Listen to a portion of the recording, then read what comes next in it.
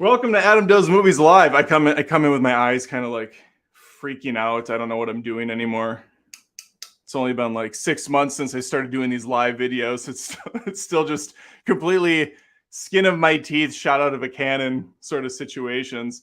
Hope we are having a good Tuesday. I think that's the day we are on. You know, I'm kind of sad because I decided to go all in on Sprite and got a 12 pack of that. I got no room on my table here. 1 second. Let me just situate. Let me catch my bearings. Yeah, so I have the Sprite today, not sponsored, unfortunately.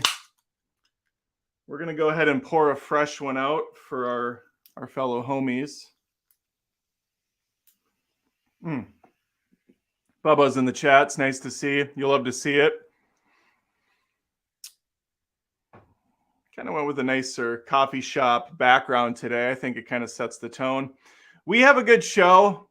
We're going to be talking about box office bombs so far for 2023. We're not done with the year, but I thought there's been a good amount. We should probably talk about it, speculate wildly as to why this is happening. I'm going to go over some Blue Beetle comments because those are always fun. We haven't done that in a while, kind of looking back and seeing what people are saying on YouTube. This time it's YouTube. Last time it was TikTok for Meg 2, The Trench. Those were fantastic comments. Blue Beetle's a little bit more thought out. They're not just, it was good, it was a good movie, 10 out of 10. There's a little bit more thought put in, but I got to correct the record on some things. I got to set things straight. Yeah, lastly, we'll be doing some movie news, just a couple articles that kind of tickled my fancy. Again, Super Chats is the name of the game when I do these lives. They're the lifeblood, the life force of this channel right now. They drive in, I'd say, I'm going to throw out a number out of my ass. I'm going to say they pull in 70% of the actual revenue this channel makes. And if you see all the content I put out, that's actually pretty astounding. That's pretty amazing, those figures that I just made up. Let's do some housekeeping really quick. Patreon. I was informed by Tony over at Hack the Movies, friend of the channel, friend of the family, really. That's not true. Friend of the channel, though. I like the guy. I talk to him all the time via X, formerly known as Twitter. Terrible name that they changed. He said that Patreon users were just getting dipped out. Patreon changed something on its credit card service or software, and so some people were getting declined unbeknownst to them. So if you are a Patreon, if you're a patron at patreon.com/AdamDoesMovies, feel free to just check that out, see if your card is still active, if you still want to support the channel. If you're not currently there, you may be shocked to see that I only currently have 86 active members on Patreon. Maybe because I can't say it. That could be part of the problem. On patreon.com/AdamDoesMovies, there's only 86 users that said, Adam, I like your channel $1 amount. Because yes, there is a $1 tier over here. For just $1 a month, you can, I mean, I'd appreciate if you did more than $1 because Patreon does take a cut. So it's like 80 cents. But for, $5 a month, you're saying, Adam, I love your content. And in return, you even get extra perks. There's 300 exclusive videos that I've done over the years that are at your fingertips only for Patreon and YouTube join members. That's right. These same tiers are on YouTube as well. There's a $1, a $5, a $10, the $20, the $30, and the magnificent $100 Unobtainium, which gives you a movie review and roast options every month. If you're at the Mithril for $30 a month, occasionally you get to request a movie roast, and I will do it. I have a roast coming up actually this week still on the film Howling 7, New Moon Rising, which is also, when you watch the movie, it's titled something completely different. But I cover all that and more in what I imagine is at least a 20-minute roast. Next week is looking like Showgirls. We already dipped our toe in the Showgirl pool, but now we're going full-blown roast. Matt Sclero came out with that today. He said, Adam, I need you to roast the shit out of this film, and I gladly will. Yeah, so maybe think about joining Patreon. All right, what do we already have a super chat. Master Sergeant. We'll just throw it up now because why not? He says super chat. He super chatted. Super chat. I like it. Let's see what else I want to talk. You know what? I should bring this up as well because this is actually very important. I have the bug still, and that's the Pokemon Go bug. I've been off and on the game for many years. It's been going on 7 years, I think. My family, I have a daughter and a son, and they play it. And now we're kind of back in the mix. And my wife Lindsay's even like kind of timidly going into the game. It's a little overwhelming for new users, but I just want to throw that out there. I am on Pokemon Go. If you want a friend request, it's Adam Olinger. You can find me. You can throw out a friend request, I think, somehow. Or, there's probably a way we can make that happen. Maybe on Discord. You hit me up, Discord, Adam Does Movies. Let's get into the movie news. I just wanted to throw that out there. Grown man, 40 years of age, 40 years young, still playing Pogo, which is what the kids call Pokemon Go. I shouldn't have gone all in on the Sprite. I need a Coke right now. Really need a Coke right now. Yes, Bubba, I do get the bug, the other bug, which is there's so many glitches in the game right now since an update was made where my entire character is just a silhouette, just a shadow. It really kind of speaks volumes about the quality of the game 7 years later. Yeah, there's a lot of quality control issues for sure. Let's get to the main event. All right, I grabbed from 4 different articles about what they have for biggest flops of the year. So I'm not being partisan or anything. We're looking all over the place. So this one comes from CBR. I don't know what that stands for. Comic Book Reviews or something. That can't be right. What we have here, 10 biggest flops of the summer, and the first up is The Little Mermaid. Budget of $250 million, grossed $563 million. How's that a flop? You might ask. If you're ignorant, don't know how money works. $250 million, that's what the movie costs to make. You're going to throw on another probably $100 or so million for marketing. Maybe even some people say that marketing can be almost as much as the damn budget itself, depending on how hard they go into it.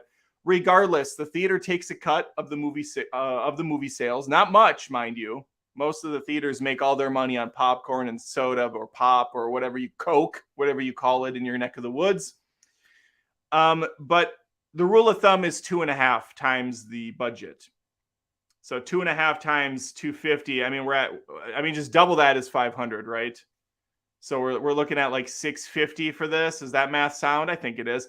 650 is what it needed. It hit 563. Now, let's see if they say anything. In order to break even, 63 million profit is far from what Disney would have wanted. So they are saying it made a profit of 63 million.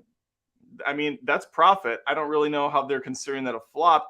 Disney's kind of in a unique situation where a lot of people will say, oh, this movie didn't do the numbers they wanted. It failed miserably. You have to remember that Disney is not just movies. Their theme park, their merchandise.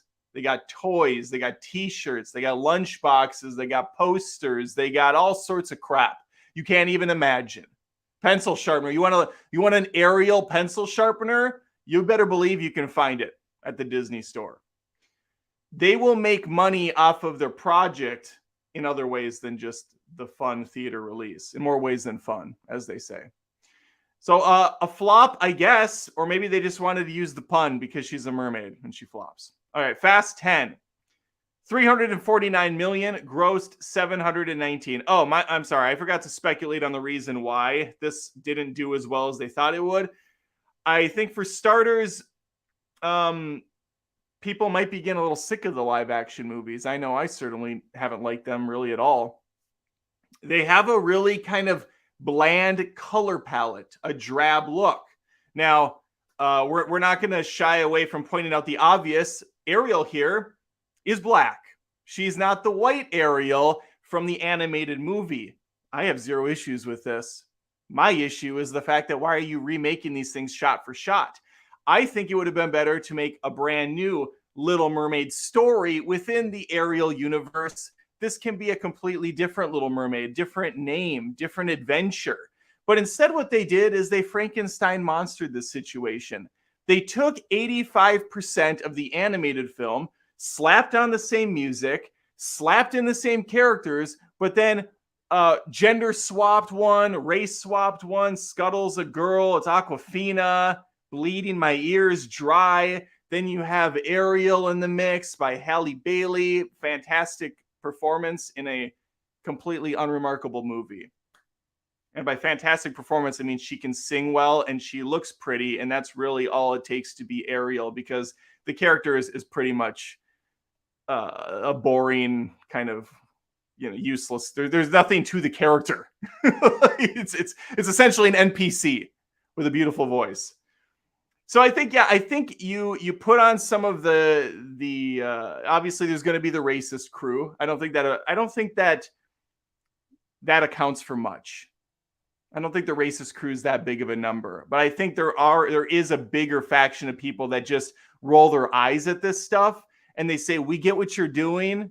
You're trying to conjure up some outrage. You're trying to keep the buzz.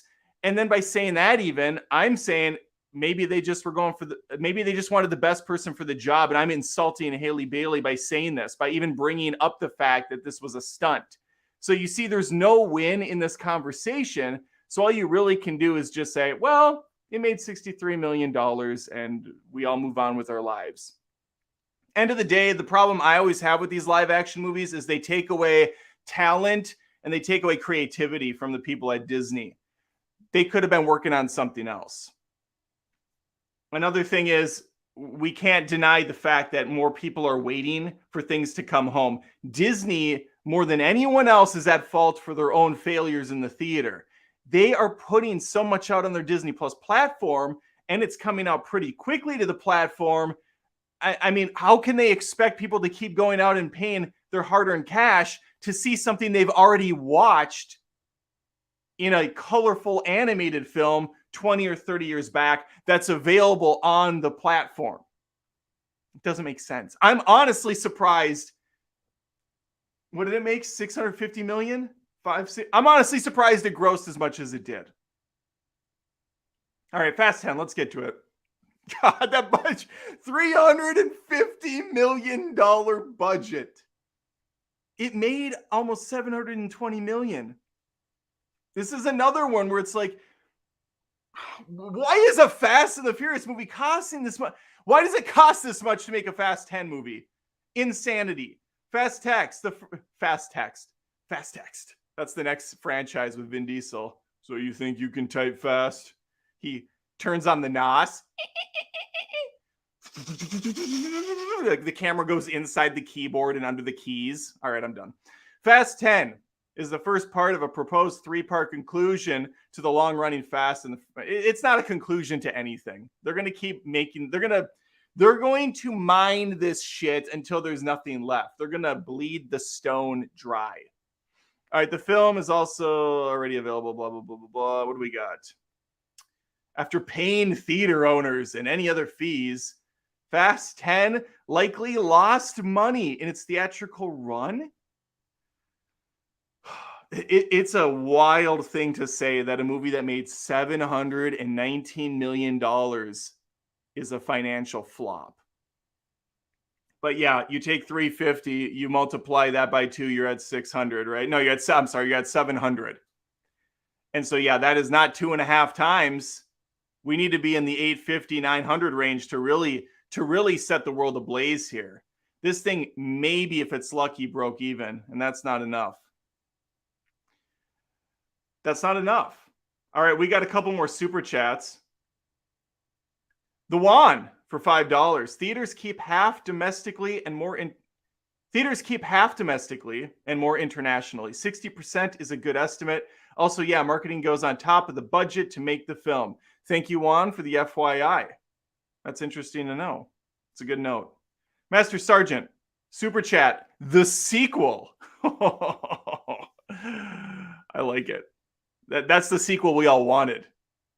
You should have said. So really, Master Sergeant, you could have done like part 1 and then part 2. Although I noticed that the movies that are coming out now are pretending like they're not part 1s.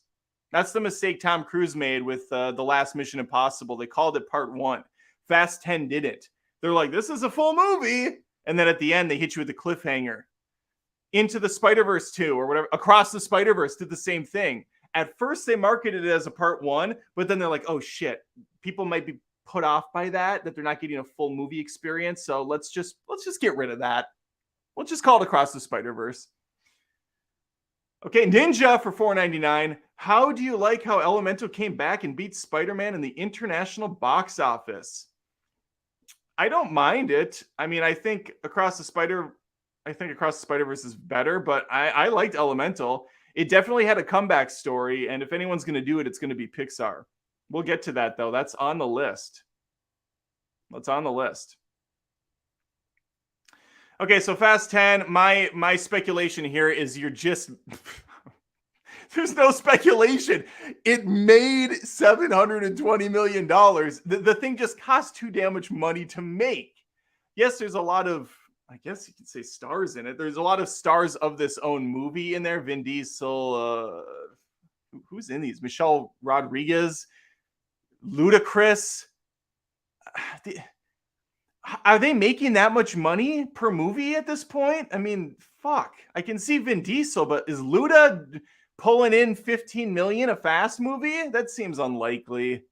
That just seems ludicrous.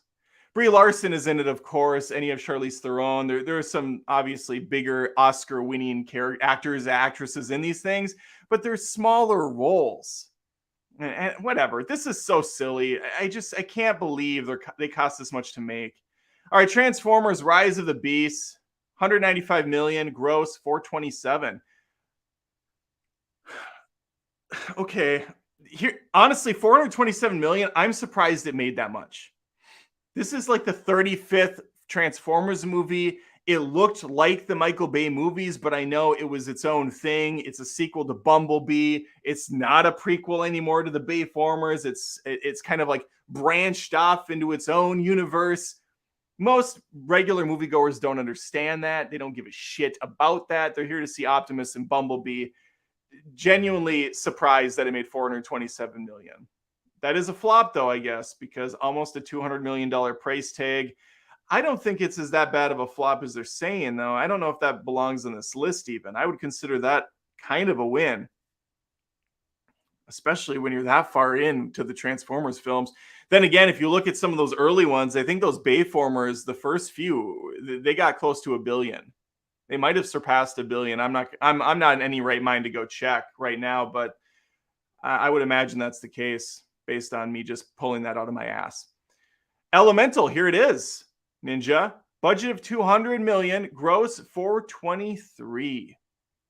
Upon its release, Elemental seemed as though it would become one of the biggest bombs in recent history. However, the film has demonstrated surprisingly strong box office legs, holding its ground to earn $423 million, and may still add to this number in the next few weeks. It will. It'll keep going up. Kids' movies are kind of a sure thing. I feel like those are the least unsafe types of films to make. And Pixar can make them remarkably on the cheap side, considering what they're bringing out, considering the quality that's on the screen. I don't think Elemental had that big of a... Okay, it did have a $200 million budget. For some reason, I thought this was a cheaper movie to make. I was gonna say 100 million. But yeah, 200 million. Okay, I see you. And this was a fine movie. I wouldn't say it was anything amazing. It didn't live up to Pixar standards for me, but I hold them in pretty high regard. Even their newer stuff is pretty good. I always go to Luca because I think that was just a charming, really smart film for all ages. Really good stuff. A lot of people didn't see that because they shat it out to die on Disney Plus. These movies have legs, though. These movies have legs. The Machine. This was a comedy. Budget $20 million. Gross $10 million. Yeah, I didn't see this one. I had no desire. I don't even know who this dude is. I think he's maybe a stand-up comedian. The Machine is an ill-fated comedy loosely based on a routine by stand-up comic Bert Kreischer. Despite turning heads with the casting of Mark Hamill and Kreischer's father, The Machine wasn't able to do any substantial work. Yeah, comedies are really freaking hard. That, if anything, is the most unsafe bet in theaters. It is the comedy, unless it is a tried and true sequel to something already proven, like an Austin Powers or a Scary Movie. I guess you're gonna have a hard time pulling in I honestly, yeah. Again, I didn't even know who this dude was, so you're resting a lot of stake on one comedian's shoulders. This guy's not Jim Carrey. This guy's not Bill Murray. He doesn't have the worldwide appeal. Mark Hamill, that's cool though. Good for Mark. Mission Impossible: Dead Reckoning Part 1. This was a shock to me. Budget $290 million, gross $491. Yeah, this is not a profitable film. It sucks. The movie was good. I enjoyed it. I like the Mission Impossible movies. I have a soft spot for them. I do think this is one of the weaker of the franchise, though. Somewhere towards the bottom, I would put it. But even a bottom tier Mission Impossible movie is still a Mission Impossible movie. Tom Cruise is still running. Things are still blowing up. It's still entertaining. But again, I mean, the whole digital key thing and just constantly going on fetch quests and red herrings and MacGuffins and other terms people overuse online, it got a little stale fast. And the fact that it was only a part 1 doesn't help anything, because when people ask, this is where word of mouth, and this is where something like Elemental really, gets to run with it, because it's a completed film. It's short enough for all audiences. Bring the kids to it. Parents ask their neighbors. They say it's a wonderful, lovely little flick. Your daughter will love it. Your son will love it. When people ask about Mission Impossible: Dead Reckoning Part 1, you'd be amazed how many people still go into a movie with the part 1 on there and think they're going to get a completed film, not a cliffhanger. Putting part 1 was a huge mistake. Which is funny, because we had Catching Fire Part 1, we had Harry Potter and the Deathly Hallows Part 1. Of course, those have much larger, broad appeal, but we have Tom Cruise coming off of Top Gun Maverick, which did insane numbers. So you thought maybe some of that heat would reflect into this. I don't know. I don't think Mission Impossible ever pulls in huge numbers, so you already have a little bit of a segmented fan base. I think they do very well, but fuck, that budget's huge. You're putting a lot out there. So the word of mouth on something like this, hey, how was it? Well, it was fun. It was good. It was 2.5 hours long, and there's not an ending.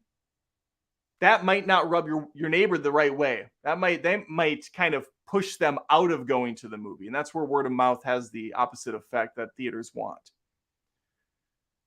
Oh, yes. Let's also not forget the major factor, Barbenheimer. This movie didn't have an opportunity to get legs because those legs were cut out from under them. We have the biggest marketing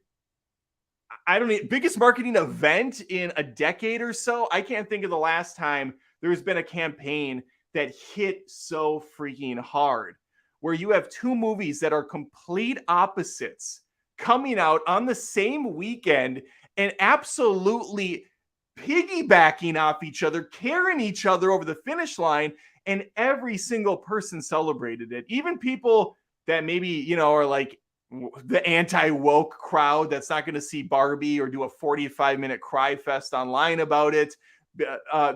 Even they were kind of having some fun and bringing up Barbenheimer. So even the people that are against some of these movies are still adding to the marketing campaign. They're still saying it. They're still bringing it up.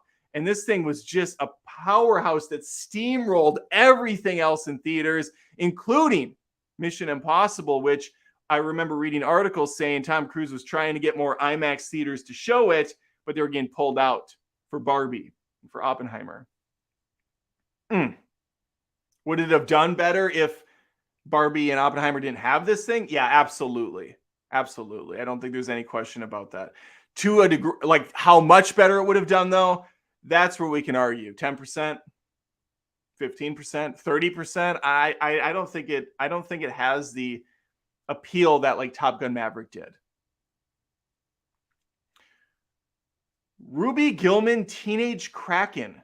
Jesus. Let's see if there's super chats before I even jump into that disaster. We do have some. Bring it up. Oh, I saw Ninjas. Ninja get a little bonus one. Here we go. Jan Rose, $5. Thank you, Jan. Barbenheimer beat Mission Impossible out of the park, unfortunately. It took all the attention and money from it, and it was an awesome film, too. I got there, Jan. I got there. And you're absolutely right. We're absolutely right.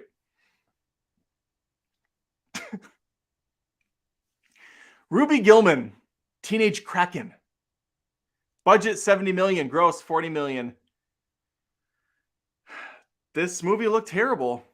I don't think there's really any other conspiracy to say about it. Again, I'm amazed it even made $40 million. You could have told me this movie made $30 and I would have believed you because there was very little marketing. I saw the trailer a few times in front of random movies and it couldn't be over soon enough. The appeal wasn't there for really anyone. It didn't, I think it was going for more of a young girl audience, but there was nothing to really latch onto because it went so far into the supernatural Kraken shit and not enough time was focused on the high school hijinks of the girl or middle school, whatever she's in. Bad trailers, bad idea, I guess. I think this is based on a book or something. Teenage Kraken was one film that was completely lost in the summer movie shuffle, barely standing a chance. What do they say? The only saving grace is its relatively low budget of $70 million. Yeah. No, it's it didn't look very good from a visual standpoint. It looked even worse from a story standpoint. People didn't go to see it. And here we have The Flash, the biggest colossal failure of all time. Budget of $200 million. Only brought in $260 million. Another thing I didn't point out yet that's paramount to the conversation and something that used to be a saving grace for some of these movies is the at-home release. 10 years ago, you could release a movie that doesn't do well in theaters. It could flop. It could lose $40, $50 million. Ouch, right? Well, wrong sometimes. That movie can come home to DVD. Movie can come home to Blu-ray. Movie can come home to VHS or whatever the medium was at the time. You know, if we go way back, time machine. And they could make up some of that lost profit. Some of them even become cult classics and end up making money in the long run 4 or 5 years down the road. They're playing the long game. Where is that opportunity anymore? That is completely gone. Sure, some people still collect them. They go for the 4K, the steel book, whatever. But this is a niche market now. If you go into a Best Buy, if you can find a Best Buy, there's a tiny little end cap often. Or they put the movies in the far back corner. In the, like where Kelly Kapoor is working and Ryan Howard from The Office. You go back there in the annex and there's cobwebs. There's an old janitor, an old timey guy. Like, there hasn't been anybody back in this section for 40 years. And he shows you where that copy of Lost on fucking DVD is for $75, all complete season 2. I remember buying second season of Lost for like $70. That times have changed. Times have changed. It's the last season of Lost I bought too. So the Flash doesn't really have an opportunity as far as I know. People can please correct me. Maybe there are other ways to pull in revenue. I don't know. Ahead of time, sure, there might be deals made where they will get exclusive rights to a streaming service. Maybe Netflix is like, hey, we want to get your movie on the streaming platform within 60 days. We'll pay you this much money. They pop up in the briefcase, show them. But now the problem is most studios have their own child app, their own stream. So Paramount's not going to give that big movie, that big summer blockbuster to Netflix. They're going to put it on their own platform. Amazon's in the movie business. They put movies in theaters. So obviously they're going to come home to their streaming service. Netflix is the same. They're actually putting some of their stuff in theaters. Comes home. Warner Brothers is part of Max. Remember HBO Max? It's Max now.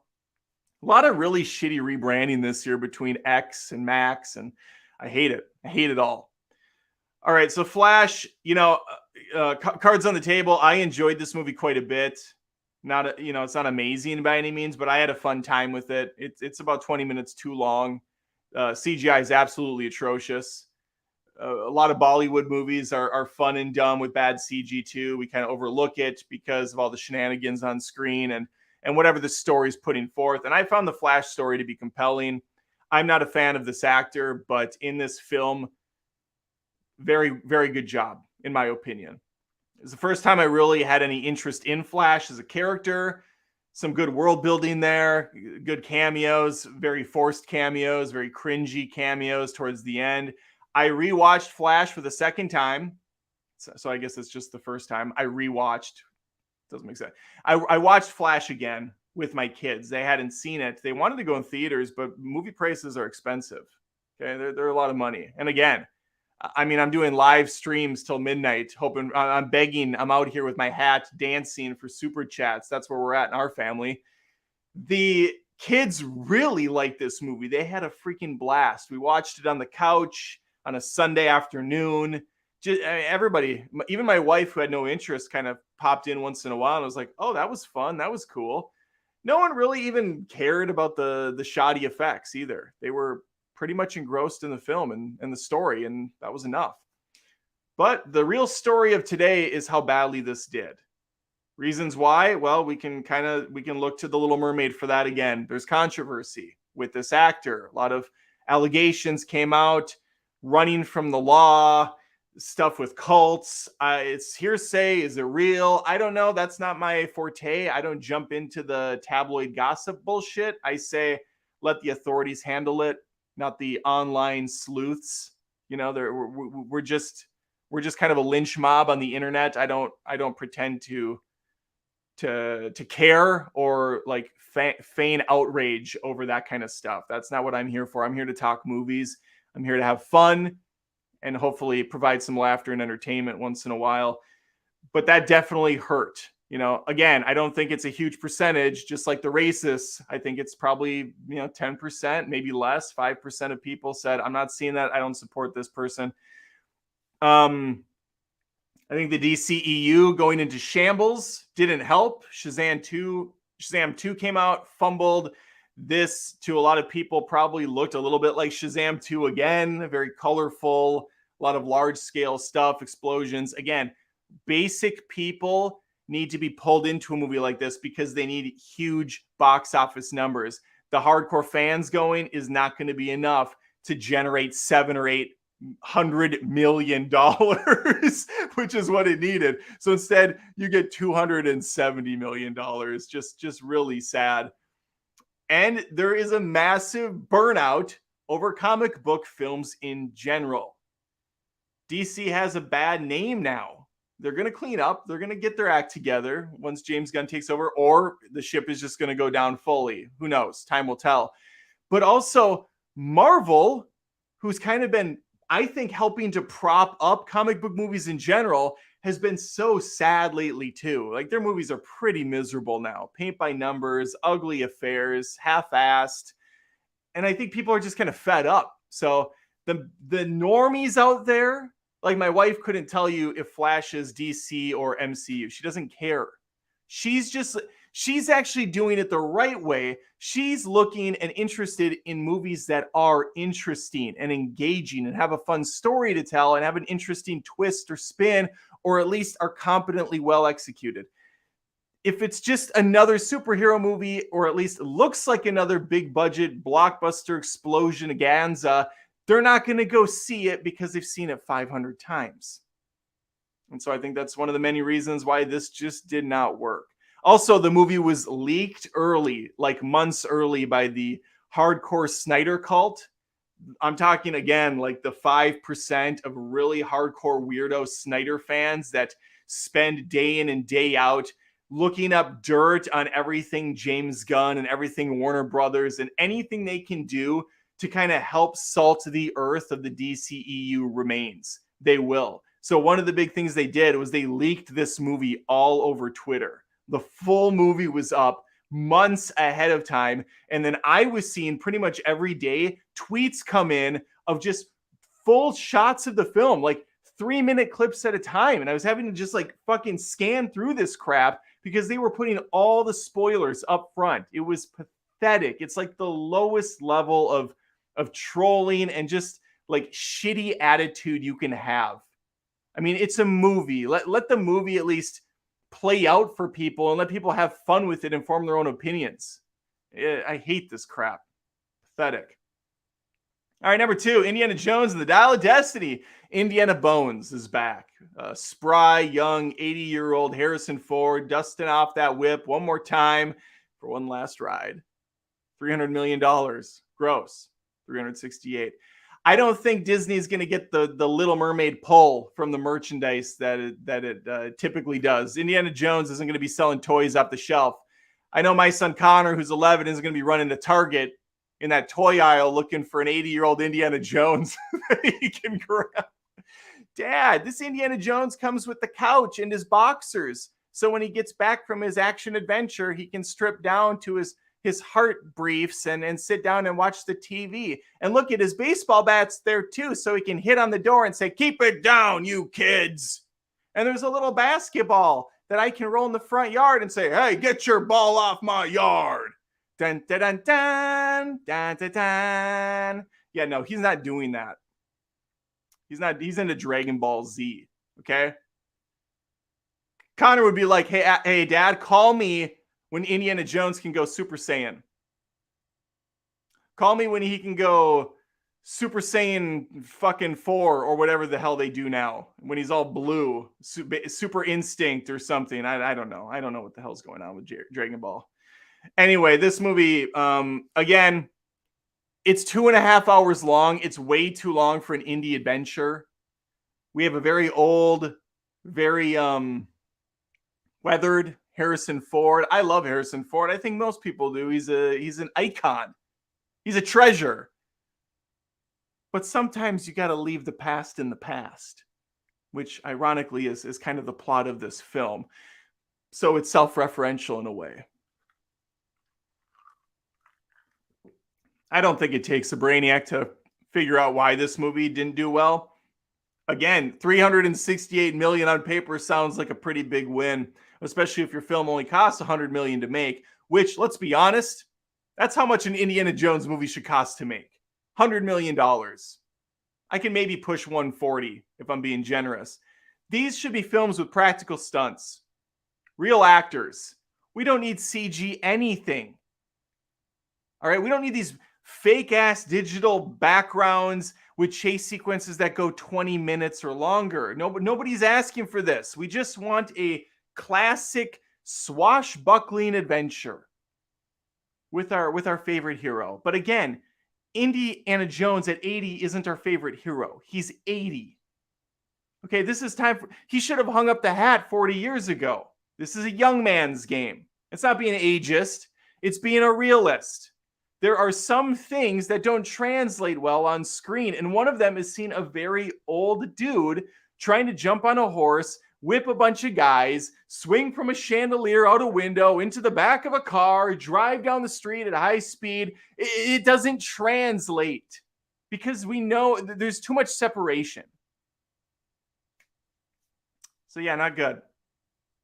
Not good. Movie itself wasn't great either. I know some people enjoyed it. That's fine. Haunted Mansion. Remember this? It came out like last month for some reason. Instead of in October, it came out last month. Makes sense. Budget, $157 million. Why? Gross, $59 million. Gross indeed. I don't recall any of the actors. I think Danny DeVito was in this and a bunch of actors I'd never heard of. There's probably a couple other big names, but they keep trying to make Haunted Mansion a thing. You know, it's still one of the best rides at Disney, to be fair. Funny enough, I think when this came out into theaters, the ride wasn't even up. So they didn't even get the double dip. Like, go to the movie, experience the ride. Ride's down. Movies in theaters for like a week. Movies in theaters for like 4 showings and it's out. Don't go to the movie because it's out of theaters. Don't experience the ride because it's closed. Check it out on Disney Plus in a couple months. That should have been the marketing for this. I don't know who wanted this. They tried again, I guess. They saw probably the success of Jungle Cruise with Dwayne "The Rock" Johnson and Emily Blunt. I think they greenlit a sequel to that, but who knows? I still don't understand why there's not a new Jumanji movie. I'm pretty sure both of those Dwayne Johnson movies made a lot of money, but Dwayne Johnson's maybe the highest, most prolific Hollywood actor who has yet to have a trilogy. I don't think he has a trilogy under his belt, which is crazy because he's the big action star. He's the Arnold of the generation. I mean, not my Arnold, but that's kind of what he was always presented as. Arnold's got trilogies. Arnold's got franchises. That was probably what Black Adam was supposed to be, but I think Jumanji was a safe bet. I don't know what happened there. I do know what happened here. Haunted Mansion, they keep trying to make it this kiddie, scary thing. You're losing a lot of your audience when you even put ghosts in it. Because there's parents out there that aren't going to let their kids see it because they don't want them to wake up in the middle of the fucking night with nightmares. I've been there. I went to taking my little ones to Haunted Mansion, even if it has a colorful, playful vibe, because there are elements in there that are still scary to kids inherently. You got a vampire in the mix? You got a werewolf? You got a ghost? Hell no. And so then you have to almost think, well, maybe we should go hard with this. Maybe we should present it as an actual scary movie. Let's make it R. Let's make it PG-13 and dark and gritty and really set it apart from everything else we do here at Disney. Well, they're not going to do that either because that's not their way. So this is just like a lose-lose.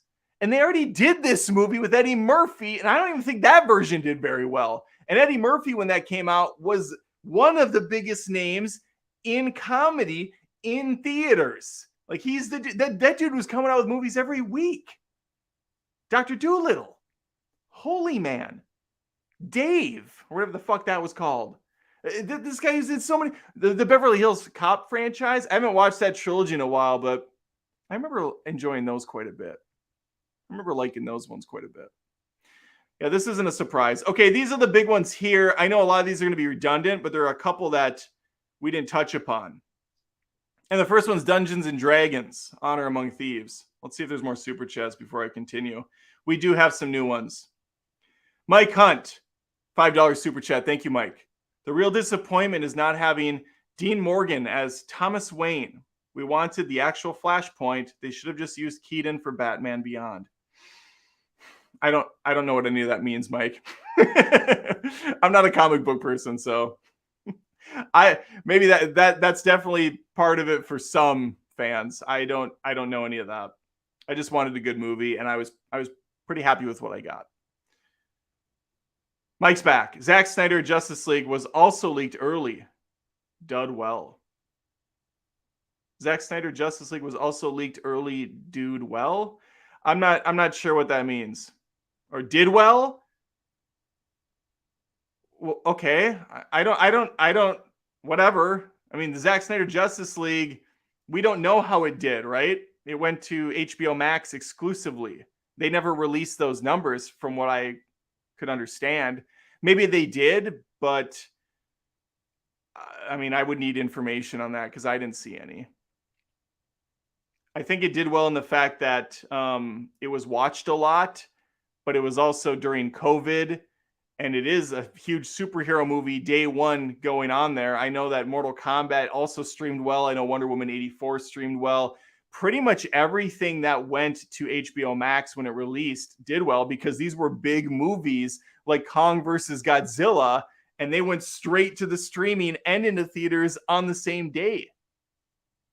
In Justice League's case, it only went to Max.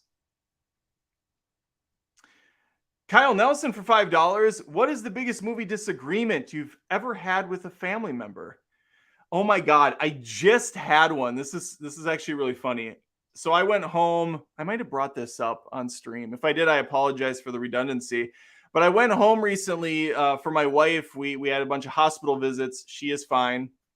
People have asked. Thank you. We don't really have any news as to what's actually going on outside of the fact that she has Crohn's. There's clearly other stuff at play, but we went to the Mayo Clinic. They're one of the best in the country. I think they are the best in the country. And it also happens to be where I used to live in Minnesota. So we saw family, we saw friends when we could. We were all over the place. Anyway, at one point I was with a relative and and he's like, Adam, you review movies. Did you see Guardians of the Galaxy Volume 3? I said, yeah, of course. And he's like, what'd you think? Oh, I thought it was great. I really liked it. A fitting conclusion to the trilogy. And he goes, that movie was fucking awful. I'm like, really? How so? He goes, it just sucked. I go, okay. Well, like, what sucked about it? It was just not good. Okay, man, maybe you should have a movie channel where you critique films because everything you're telling me right now is very eloquently stated, very kind of on the nose, and I can really digest it. Like, give me something, dude. You can't just say it sucks or it's bad. Did you not like the character arcs? Did you not like the dialogue? Did you not like the story in general? Was the tone off for you? Was it too long? Was it too short? Like, give me something to work with. And finally it broke down to him where he said, it was too silly. Everything was a joke. Everything was played for laughs, which I replied, have you seen a Guardians of the Galaxy movie? They're all that's the style. And also to add to that, I would fully disagree and say Guardians of the Galaxy Volume 3 is far more serious, far darker than the other two. In fact, I thought Guardians of the Galaxy Volume 2, which I really enjoy, was way more colorful, way more over the top with the jokes. He disagreed. He's like, they were dancing at the end, Adam. They were fucking dancing. At some point, I don't even know how to communicate with people. I just said, dude, they won the day. They were celebrating together as like a family, as friends. Have you ever gotten to a get together in the backyard at a barbecue, had the music playing? Have you ever been to a wedding? Have you ever been to a celebratory situation where there's music and you're dancing and you're happy? That's what they were doing. Also, in Guardians of the Galaxy Volume 1, they defeat the final boss in a dance-off. Do we remember that? There was an actual dance-off for a second where Star-Lord was trying to confuse him. I mean, I don't even know what to say. But yeah, that was a hilarious exchange. We did not agree. We did not agree on that one. Thank you for the question. Oh, God. The Guardians of the Galaxy. Okay. Oh, I'm sorry. I didn't bring up the right... Someone probably called me on this and I didn't notice. Okay, here we go. We have Dungeons and Dragons, Honor Among Thieves. Another movie I quite enjoyed. I was pleasantly surprised. I took my kids to this one. We all went in a little bit, this looks like a Thor Ragnarok situation, which we really like that film. So it was like, this looks like a Thor Ragnarok situation. I dug this. It was very fun. It was very energetic. A lot of jokes. A lot of kick-ass action. I thought Rodriguez was great as the hunter. I thought Chris Pine was really humorous and jovial as the bard. It was just a good time. What was the budget? They don't give a budget on this. Okay, here we go. It only grossed 190 million and the budget was 150. Yeah, that's definitely a flop. What site is this? Movie Web. Okay. I like how CB, what was this one called? I like how the CBR presented this budget thing, but not a good thing. And again, this is one of those situations where Dungeons and Dragons is definitely a popular board game. I don't know. I don't play it. Or I'm sorry, it's a tabletop, whatever. Choose your own adventure. It's a all hands on deck situation with role playing and whatnot. I've never played it. It looks like a lot of fun. I'd be interested to know from fans of it what they thought of the presentation here. I have a feeling that a good amount of them were probably like, no, this is not how we play. This isn't how we envision it. We're more serious. We're more Lord of the Rings, unless, Thor, Love and Thunder. This is not Thor, Love and Thunder, by the way. This is much better. So that might play a part. But again, I don't know how big that community is either. I think it got more popularized, obviously, online, but I still think it's pretty niche as far as it's not Monopoly, right? Not playing Monopoly at the family outing. Surprised they haven't made a Monopoly movie yet, to be honest with you. And so, yeah, it's a brand new series for a lot of people like myself. That's always a risk. Studios are doing less of it, especially with these big budgets, because you have to convince people to get to theaters and plop down their money. And they already have a bunch of money saved up to go to the 30th Marvel movie. So that's tough. Shazam, Fury of the Gods. This one honestly didn't surprise me at all. What did we get here for a loss? Film made 133 million. So it only made 9 million in the end, which is a loss because, God, this is a shitty breakdown. I'm sorry. I don't like this at all. Shazam 2 lost a good chunk of money. We know that. You can go to Box Office Mojo. I'm not going to do that and see the hard figures if you want, but it did not do well. The first Shazam was good. I wouldn't say it was amazing by any means, but it did a nice job of introducing the character. The second one, this is one of the few times where I look back on a review and I say, you know what? I was actually very generous to this film. I didn't hate Shazam Fury of the Gods, but this is about as basic bitch of a movie as you can get. And it definitely has a very formulaic, all too familiar feel to it. And I think a lot of what made the first one charming and different was the out-of-body experience, Billy turning into an adult. You have the big situation put in the superhero world that works. That's interesting. It's different. But a lot of that's not really even part of the second movie. Part of, the pervert in me thinks, the women were very attractive. That helps. That goes a long way for me. But yeah, this, out of all the movies I reviewed this year, Shazam Fury of the Gods is definitely one that I was way too soft on. Now, Rotten Tomatoes, I gave it a positive. Would I turn that to a negative? I could at any time, but I still think it does have enough going for it where I would say it's better than it is worse. And I could watch it again because I still think the cast is pretty likable. Magic Mike's Last Dance. Okay, we're going to move on. Who was asking for that? Oh, this one's interesting. Guy Ritchie's The Covenant. I did not see this. Guy Ritchie, the last movie I saw of Guy Ritchie's was Rock and Rolla, and I said I'm never seeing a Guy Ritchie movie again in the theaters because that movie was so bad. It was just so bad. I heard really good things about this film, and I was meaning to get out and see it in theaters, but it was already gone before I had the opportunity. 55 million budget. Let's see. Box office earnings, 20 million. Oof. Jake Gyllenhaal vehicle. He can usually bring it. I didn't. Here. This is a marketing snafu. I didn't even know this movie existed until I heard from a couple people.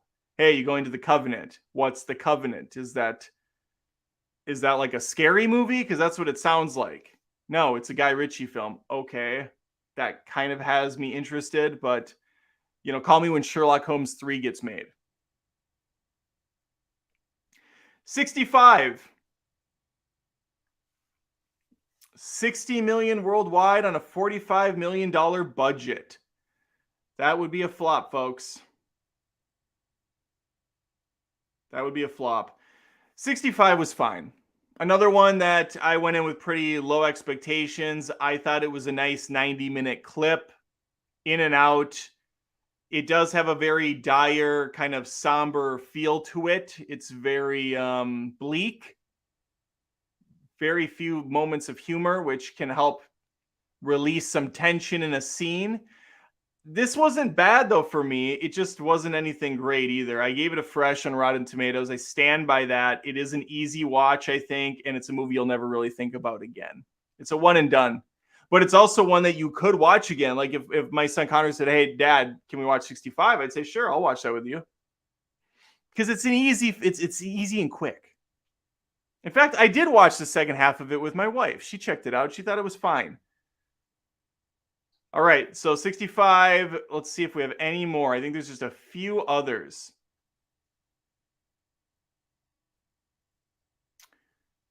Yeah, we got Elemental. We got Dungeons. The Flash, 65. Shazam.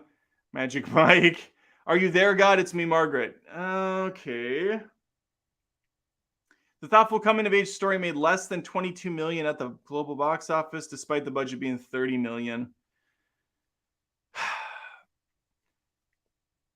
People aren't going to movies like they used to. They want to spend their money because movies are expensive as shit. It can cost 50, 60, 70 bucks if you have a family going. And this is a movie that's definitely geared towards a couple people going. This is a family flick. And so I think because it is not really a popular property, as far as I know, I think it's based on books. They're probably decently popular, but obviously not going to pull in a massive amount of people. I just think that moms aren't going to take their daughters to something like this when they don't have the funds, or they're saving it for a bigger blockbuster, which is what a lot of people do. They don't go out to the movies to go to these smaller TV show type films, especially when those things get put on streaming in like a week anyways. A lot of this stuff is VOD. And I don't know if this is part of that. This is box office revenue. You could assume that video on demand numbers are pretty decent at this point. I would imagine there's a 15, 20% bump on a film like this when it comes to rentals off Amazon or something. Maybe I'm being too generous, but I have to imagine that's how a lot of people watch a movie like Are You There, God? It's Me, Margaret. They rent that thing for $4 or $5 or whatever it is when it first hits VOD. Operation Fortune Ruse de Guerre. I'm sure, I don't know how you say it. Ruse de Guerre. One of the most abysmal box office performances so far. What is this movie? I've never even heard of this. Aubrey Plaza, Jason Statham, Hugh Grant, Josh Hartnett. Josh Hartnett's back. Yeah, he was in Oppenheimer. This is the summer of Hartnett. Wait. This is a Guy Ritchie movie? Again? What the fuck? Operation Fortune made $27.5 million with a $50 million budget. Is this another guy? Did I not just say The Covenant was Guy Ritchie? He had 2 bombs in a single year? That can't be good for business. That can't be good for anyone. Oh, okay. I'm going to stop with that. I think I've seen enough. Let's see if there's more super chats to kind of get me back into the spirit of things. That's just disheartening. We have Shadow Humor with a $5 super chat. Thank you, Shadow. I remember laughing and rethinking my life after watching Matrix Resurrections in theaters. What an abomination. Why'd you have to bring that up, Shadow Humor? Shadow Humor, Matrix Resurrections, that's the fourth one, if I remember. I blocked it from my memory. That is one of the movies on my roast list on Letterboxd. Should bring that up. We'll take a break here and bring that up. We're gonna switch over to some fun movie news real quick. Anyways, there's just a few items that I wanted to tackle. Oh my god, sign in. You know what I don't like about Letterboxd is it's constantly signing me out. I don't like that. I don't like that it does that. Where's my list? All right, here we go. Share this tab. Movies to make epic roasts about. Look at this list I'm presenting Mithril members. Let me actually share it with you. Here we go. We have a cavalcade of just abysmal things. Alien Covenant's on here. Oh, Covenant, not to be confused with the Covenant. We have AVP Requiem, Anaconda, Ballistic, X versus Sever, Battlefield Earth is in here. And keep in mind, not all these movies I dislike, but I think they would be fun to roast. And if you've seen any of the roast videos I've done, I think I've done 6 or 7.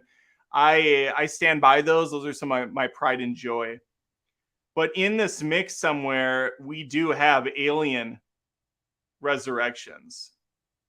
Alien Resurrections. We do have The Matrix Resurrections, I believe, is in here somewhere. It should be in alphabetical. Why am I not? Did I pass it? The fuck is it? Where is it? Matrix. What's this thing called? Revelations, Resurrections. Here we go. Oh my god, it wasn't even in the list? Okay, well, I'm sorry. It is now. We have to sort this by name. There we go. Save. I don't like the special AE spelling on it. That bothers the shit out of me. As I was slaying, now that I've corrected myself, Shadow Humor, Matrix Resurrections is now on this list. And that's something that I would probably spend a good 30 minutes going through the entirety of the film, taking a lot of script notes and just completely destroying the fuck out of that movie. Of course, that would require me to set aside like a full day to watch the movie and then ponder and think about my life. But yeah, that's for Mithril members. If you're a Mithril member or you're a YouTube Join member, $30, that'll get you a movie roast. Some people say it's too good of a deal. I'm one of those people. Thank you, Shadow Humor. Mike Hunt's back with a $2 super chat. What's your favorite serious rated R movie? Serious. Like the first thing that pops to my mind is Seven. Because I don't think you would consider Fight Club a serious movie. It's a little too maybe dark humorish. I would say Fight Club if you let me, but I would say Seven is probably my favorite serious R-rated movie. Just the top of my head. But you could easily convince me of a different R-rated movie. It wouldn't take much because I like a lot of movies, believe it or not. Jan Rose says, $5. Thank you, Jan. I'd love for a movie roast soon. Are you up to date on things or is there a wait list? I'm excited for Showgirls roast coming up. Jan, you're more than welcome to reach out on Patreon or YouTube. I can't remember where you're supporting me at. If you're a Mithril over on Patreon, just send me a message. Pick out what movie you want from the list. If you have one that's not on there that you want to recommend, we can definitely go back and forth and decide if that's roast worthy for me or not, and we can get it on the list. But yeah, please, if you are a Mithril currently and you've been quiet for a while, or if you haven't had anything come out for a while, just hit me up there and we'll get something in the queue for a roast. Thank you, Jan. Matt Sclero for $10. The original Jurassic Park was recently returned to theaters in 3D for its 30th anniversary. Were you able to go see it with the family? Matt, I was not, and I'm honestly really bummed about it. So the plan was to go. We didn't want to go Sunday because that was like the $4 theater tickets and everybody and their mom was going to go, and it's a miserable experience. But we wanted to go. It was either like the Thursday night showing or the Friday. I had like 4 days blocked that I wanted to try to get to this movie. But because of Lindsay, and that's the reason we were there, again, it's my wife's fault as all things are, we had to go to Rochester to Mayo, and her appointments were scattered in a way where we couldn't just like back to back see all these different specialists. We actually had to drive to Rochester, which is a 2.5-hour trip, then come back home because the kids were staying with the grandparents, then drive back down like 2 days later, come back. We did this 3 or 4 different times. A few of them we stayed at a hotel just so we didn't have to keep driving back home. But yeah, long story short, Jurassic Park was supposed to be on the agenda, but we got called back to Rochester, so it didn't happen. And I'm honestly really bummed about it. So thank you for bringing it up, Matt. Seriously, I am bummed out. I wanted to go with my kids and have that experience at the theater with them. They've, of course, seen Jurassic Park a bunch of times, especially Connor, who loves it. But it is not the same as going to the theater and watching it. So I am bummed. Maybe we'll get to it for a 40th anniversary or a 50th when movies are hovering in the sky and we're at full body suits and we can actually go inside of Jurassic Park and sit in the vehicle with Malcolm and the gang. That would be fun. As movies were intended, of course. And Dwayne Johnson's there too, because why wouldn't he be? All right, let's get back. Let's get to the movie news. It's just a couple things. Here's something depressing, fam. Adam Sandler's highest rated comedy becomes a Netflix hit. More like a Netflix shit. Jump to number 1 on the charts. Adam Sandler's You Are So Not Invited to My Bat Mitzvah is the highest rated movie on Rotten Tomatoes at 95%, beating out dramas like Hustle and Uncut Gems. Odd summary statement, because You Are So Not Invited to My Bat Mitzvah is not a drama. It's a teen bopper comedy. I guess it's got drama. Like, it's about as much of a drama as Mean Girls, but also it's about as funny as, I guess, the least funny thing out there. I went to Rotten Tomatoes. It's now at 96%. This is actually interesting because the user score, the audience score is 65%. It's rare when you see the audience score dip lower than the tomato meter, let alone, 30% lower. I got a review on here. To be fair, there are only, what do we got? 68 critics as opposed to the hundreds, sometimes thousands you get on movie reviews. But let's look. There's 64 fresh and only 4 rotten. Let's look at some of the comments first, some of the positives. Open your heart and turn off your logic meter, and you're going to enjoy You Are So Not Invited to My Bat Mitzvah. Cry nepotism all you want, but the entire brood acquits itself quite well, and they seem to be having an infectiously good time together. It helps a great deal that the film is energetically directed and written. No, it's not. This movie was fucking garbage. I don't care. You know what else? You know what other movie looks like the crew's having a fun time? Ocean's 12. That movie's atrocious. But oh, look, George Clooney and Brad Pitt get to be out on a yacht having fun. Well, yay. Whoopity do. Whoopity don't. Freaking 96%. Are you out of your mind? Here's what Adam had to say. I actually posted this today because I was so pissed. I'm absolutely floored by the tomato meter on this. Over 90% fresh. Are you kidding me? You Are So Not Invited to My Bat Mitzvah is one of the least funny movies I've ever watched. This has a better score than Austin Powers, Dumb and Dumber, and Zoolander. Sad. Very sad. I actually changed this. It originally said, You Are So Not Invited to My Bat Mitzvah is one of the least funny movies I've ever watched, semicolon, and I've seen a good collection of, and I've seen a good chunk of Adam Sandler movies. I know I ruined that. I undercut what I said, but my point was, this is worse than the worst Adam Sandler movie, and that speaks volumes.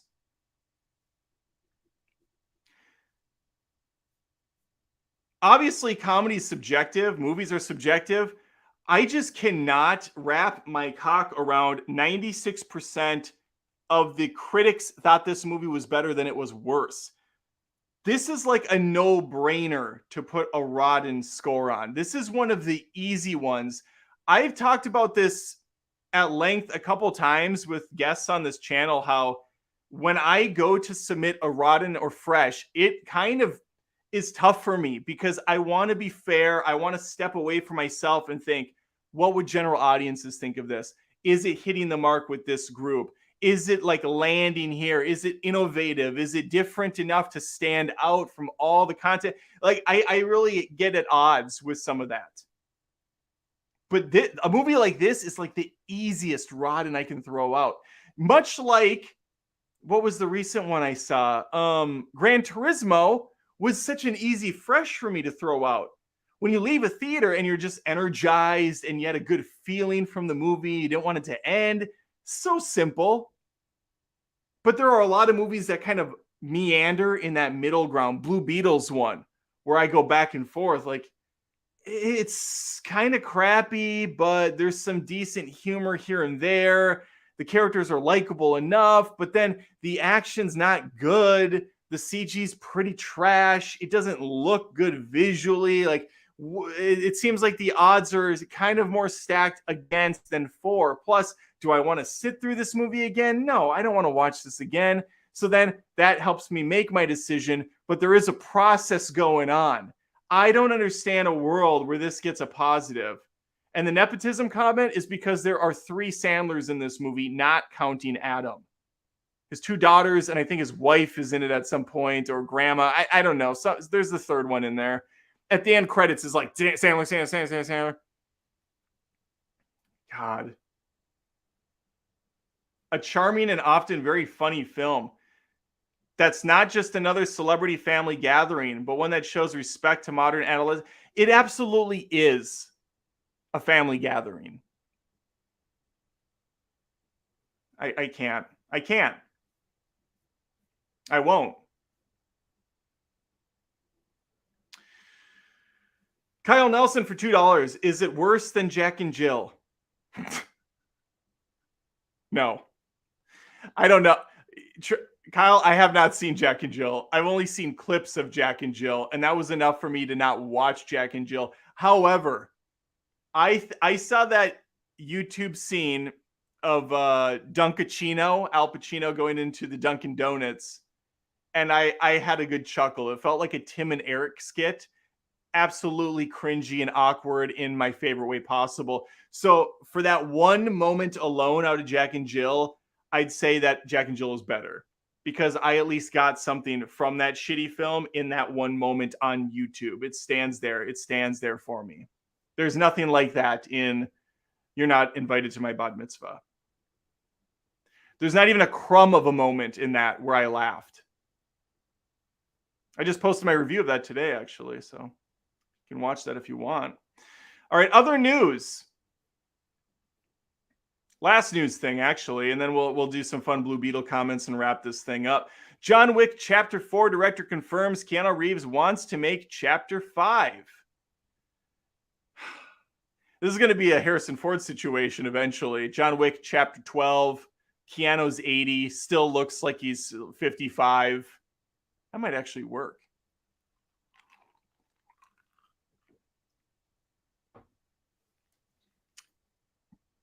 This isn't much news, but I just thought it was funny that the director was asked earlier, and he said that Keanu remarked, "Fuck yeah." But then he'd look and go, "Well, what is it? I have no fucking idea." And believe me, it's not like we're going to figure it out today. We have a lot of set pieces. We have a lot of ideas. We have a lot of things we didn't go or didn't get done before. I have no doubt that we'll come up with something. What's the main threat? We're about myths. It's like a fable. What's the message in the fable? What's the moral of the story? What is the moral of the story? What is the fable? That's the thing that's listen, I like the John Wick movies. I don't love them like a lot of people. I love John Wick Chapter 1 or just John Wick, I guess. I love that one because it's a very contained film. It is grounded in a lot of ways. Obviously, no man, except for the boogeyman, of course, could survive half of what John Wick even goes through in the first film. Oh my God, I'm probably going to get some sort of copyright because this dumb commercial's playing. Let me get off of this. But I do find it kind of comical that they say, like, what's the story we're going to go for? What's the threat? What's the everything past one in John Wick is just comically silly. There's really nothing. There's no stakes to any of it. There's no real emotional piece to it. You really are just watching a video game for a couple hours. It is a very cool Let's Play. It's a very cool Let's Play with an incredibly likable main hero. Keanu Reeves is one of the most beloved actors in Hollywood because he seems like such a caring, well-mannered, just full of life type of person that you can easily rally behind and want to see succeed. And I know he gives huge amounts of his money to charity, and he's like the most non-Hollywood dude in the world. And so that is definitely something that people latch on to and they root for. And in that sense, hell yeah, keep making these movies. That's great. But in a larger sense, I don't really have any investment to them. I go to them, I have a good time, and then I just think afterwards, what are we doing with these movies? why are we in a world within a world within a world in John Wick now? They're paying with funny money. It's like fucking Willy Wonka sometimes. They go through these hidden places. There's dudes with katanas and with guns. And I don't know. They're falling down stairs for 35 minutes. How long is John Wick Chapter 5 going to be? 5 hours? We're going to be Lord of the Rings territory with this thing? I would be surprised if they did. Could you imagine John Wick's has this like 3-part Lord of the Rings-esque scale to it, where we see Wick going through the mountains and he's traversing New Zealand, and he goes to these different high rises and buildings that are in the sides of mountains and under waterfalls. And he's talking to these crazy hitmen, and he's trying to get to the high table or whatever's above the high table, the high chair, the dinner table, whatever. It doesn't matter. Now I'm kind of selling myself on this. John Wick, what do you call it? Parabellum is still easily the best title in John Wick movie. John Wick Parabellum is unmatched. We got to come up with like John Wick, the journey to Middle Earth, or John Wick, the journey to whatever, Elysium. John Wick Elysium, Part 1. John Wick Chapter 5. John Wick Chapter 5. Part 1, Elysium. There we go. Mark it. One more super chat in from Troy McClure.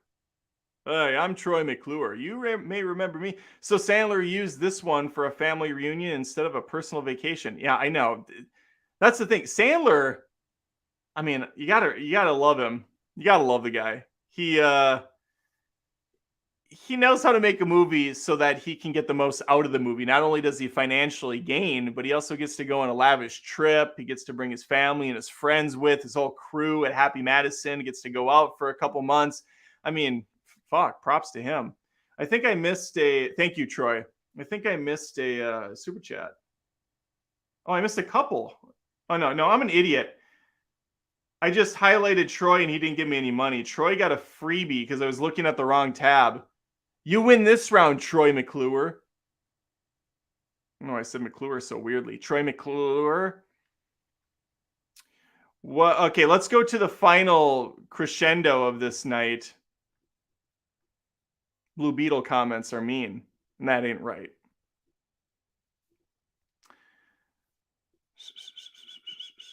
Can I share this tab? Why can't I? Oh God, I left the presentation. Share the screen. Blue Beetle. I got to jack up my volume because we're going to listen to it. We're going to listen to it off my computer. And I think I'm already like halfway through conversation. Just let's listen. Here's the out of theater reaction to Blue Beetle. It's getting out of DC's Blue Beetle. If you're not sick of superhero movies yet, you might be after this one. It's unfortunately something we've now seen a million times over. Now, the big separator in this one is it follows a Hispanic family. You have your first Mexican superhero, which for some people is going to be enough to differentiate it. It wasn't enough for me, although I did love the family dynamic and all the characters are incredibly likable. Some really fun moments, but overall it felt like a CW movie. Production value, the color grading, all that stuff is really bad. It really did feel like a TV movie. Music's great. I'll give music props.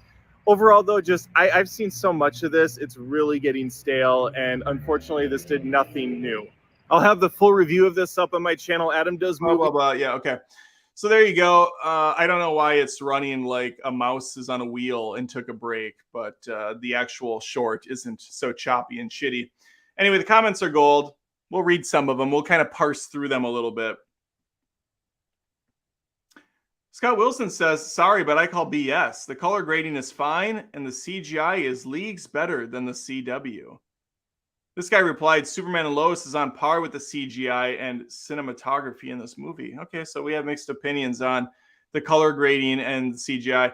I don't know how you can like the color grading, though, because the colors, I mean, I know color theory well enough to know that putting like mustard orange hues on top of a film does not translate to a pretty film. And then throwing a lot of neon in just kind of randomly doesn't pop when you have orange over everything. The neon does not glow right. It doesn't look good. And there's lots of that. There's lots of stale neon that's not doing its job properly.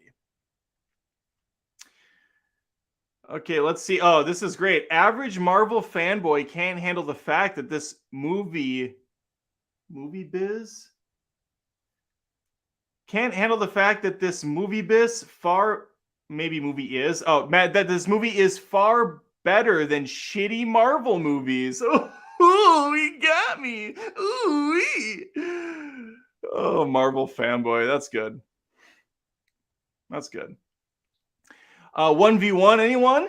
Says, you, sir, have never read a Blue Beetle comic book in your life and literally have no idea what you are saying or how to take you seriously. Did you say I literally? No, I didn't. The movie was excellent. Go see it. Don't take my word for it on this YouTube short that I didn't ask you to watch or force you to come to. Definitely listen to 1v1, anyone.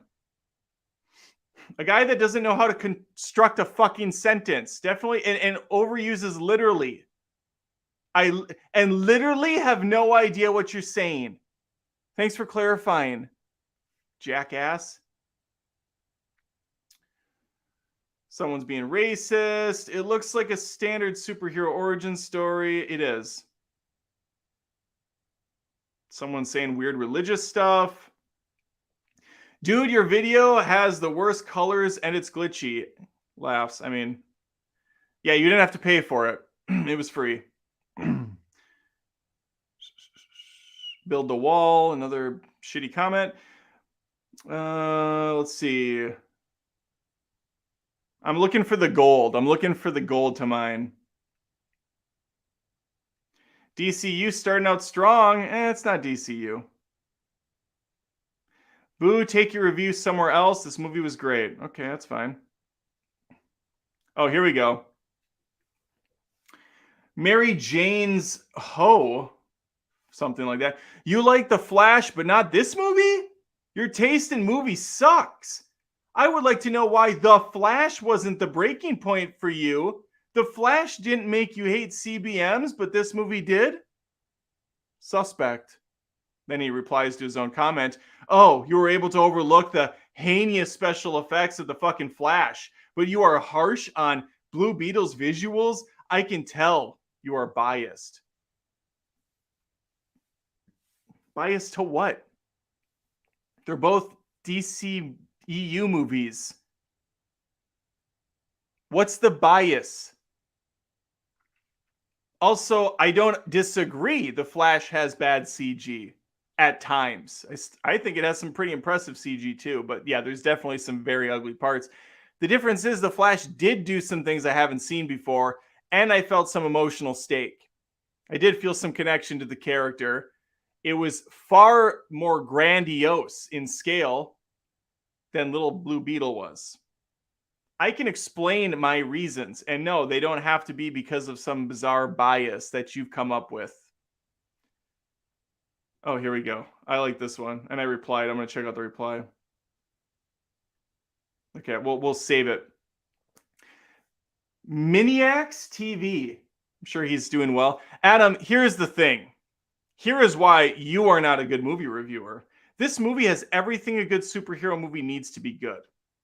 They have to do a backstory because people are going to want to know where it came from, what it is, why it does what it does, and so on. Everything in this world is becoming the same or is feeling the same because everything has been done. Action movies, horrors, comedies, so on. So when it comes down to it, you're just done with superhero movies because you really don't like them.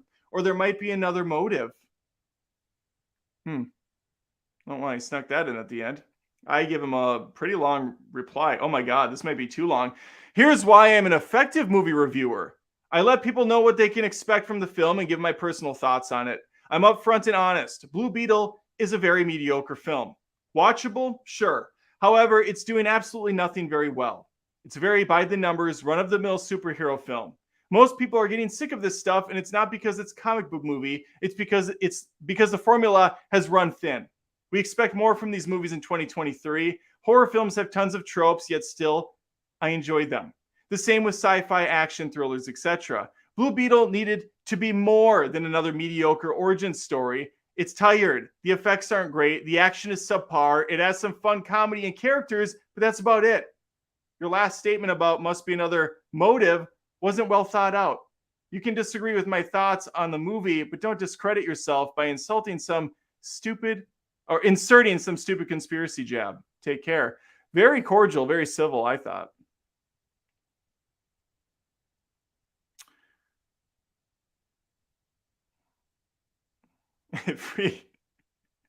Damn, bro, you hate DC movies. What did I say?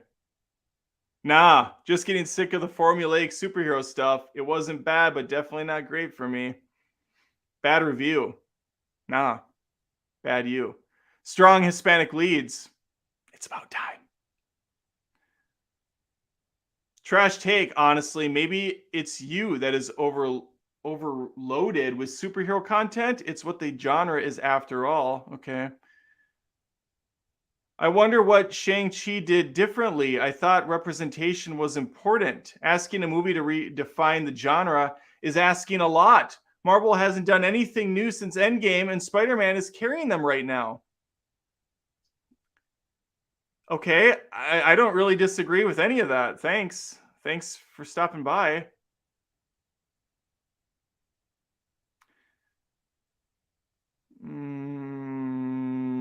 Movie was straight up ass. Oh God, here we go. And it was better than Spider-Man Homecoming, and to be honest, anything Marvel's doing now, but when it's Marvel, you'll shill it, right? I love people. I love people. Look at this one. Not surprised, Adam. Someone asked, what do you mean? They're calling me racist, I assume. I don't know what other... It's either I'm racist for not liking Blue Beetle or it's because I'm a Marvel shill.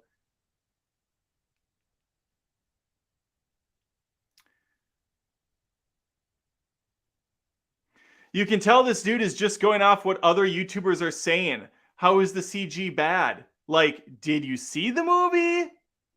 I replied, I watched and reviewed it day one. I was going off my vision.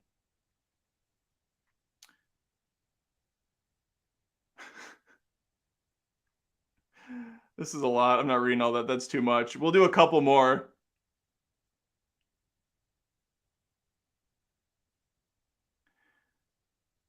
This guy is part of the people who dislike movies. He can't spell. Others like to not be part of the majority. From what I have seen, a lot of people are Lifing the movie. This is a shit show. I can't. It's such bad English, such bad grammar. Film was great. Oh god. Film was great. The same kind of that will watch Fast 11 or 12, but say superhero movies are getting stale. He missed a few words in there. I think he was saying this is the same type of person that would like Fast 11 or 12. He didn't see my Fast 10 review, I guess.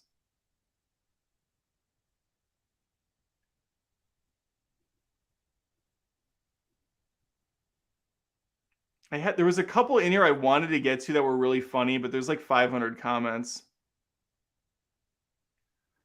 The way you thought Flash was incredible, but this movie isn't is insane. I'm guessing I corrected because I never said The Flash was incredible. I love when people are 0 and 100. Like, it's one or the other. It's either the best thing ever or the worst. The Flash was better than it was bad.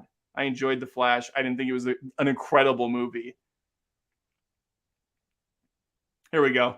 When you can make your own fucking movies, making your own money, and others love them, then you can talk about it.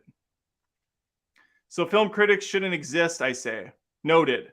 We should get rid of food critics, judges, really just anything that measures quality. Grow up. There was one in here where I just straight up told the dude to shut up because I just couldn't anymore. I usually try not to be so like petty,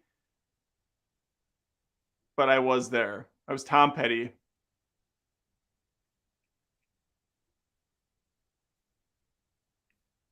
Was Blue Beetle in the bomb list? Because I'm pretty sure that movie's not doing too hot either.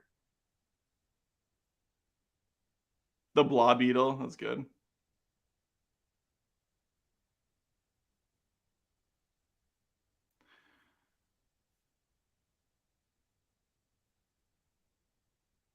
Almost every he said was a lie. Almost everything he said was a lie. I'm bummed out. I wanted to see. There was like one or two. Oh, this movie. Okay, it might be the. Here we go. If you were sick of superhero movies, why do you go watch this? And on top of that, give a review. That's a question. He made it as like a statement. That was a question. Hopefully, people don't let this affect them and go watch it for themselves. Good movie. Hopefully, people don't let the good movie affect them and go watch it for themselves. Okay, there's nothing exciting there.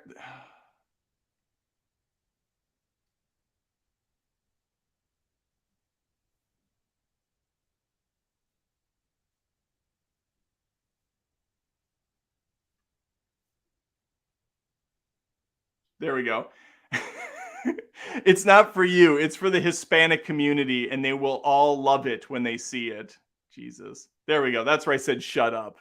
Can't stand that shit. It's not for you. It's not for you. It's like, oh, all the white people movies aren't for you guys. Like, give me a break. Fuck. It's so embarrassing to say that.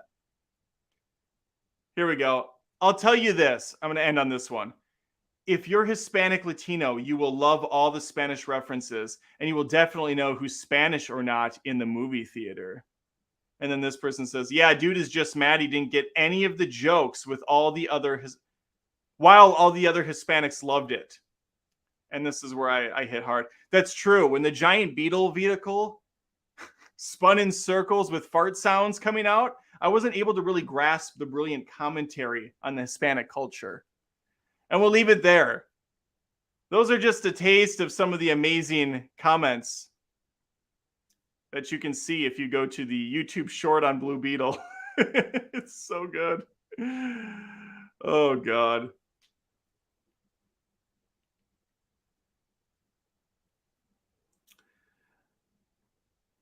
Oh, Troy McClure came with the $2 super chat. Me 1, Adam 0. This one don't count. I'm gloating. Thanks, Troy. I appreciate that. Okay. Well, you know what? That's going to do it for the news, and that's going to do it for the Blue Beetle comments and all the movies that bombed this year. It's been a doozy. If we have any final super chats, anything you want to ask, if you want me to jump up and down, kind of spin in circles, I mean, I just did it, so maybe don't ask that. any movies I'm excited about, anything movie related, feel free to ask. Or, if you want to know what I do in my free time, spoiler, not much, throw out a super chat. I'll give you a couple minutes while I quickly rattle off what's coming out the rest of the week. It won't take long because I think the only thing I currently have on the schedule is a roast tomorrow for Howling 7. If you haven't heard of Howling, you're not alone. I didn't even know these movies exist until like a month ago. And there's 8 of them. There's 8 Howling movies. And they're all low budget crap from what I can gather, but 7 is just absolute perfection. So please be excited for that tomorrow. It's going to be a good time. I'm curious to see.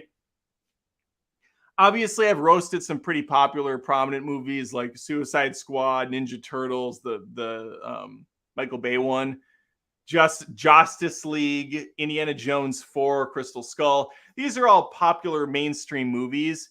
I'm very curious to see how a roast for some very YouTube-esque kind of completely in its own space with the Howling is going to do on my channel. It could get 200 views for all I know. But these roasts have been doing pretty well. The numbers are decent for them. I get some pretty good subscriber growth from them. So I am happy to see that. And I'm hoping that the jokes and the effort I put in will bring people to the yard. Hoping this milkshake brings them to the yard, but who knows? It's anybody's guess. All right. Thank you guys for the support. Again, check out Patreon, patreon.com/AdamDoesMovies, or become a member right here via YouTube. You can do that join button. There's different tiers. I'd like to see at least 100 patrons. It'd be nice to get the number to 100. That seems out of almost 72,000 subscribers to just get 100 people to head over to Patreon and say, you know what, Adam, keep it going. You're doing a great job. That would be fine. That would be at least somewhat respectable. And then I could just keep doing these lives and we can have a great time. All right. Thank you guys very much. Have a good night. And I will see you for a Friday live. And hopefully you'll see me for a roast tomorrow or Friday. God, I hope I get it out tomorrow. Yeah, it's Thursday tomorrow. We got to get it out. All right. Take care. Ending the broadcast.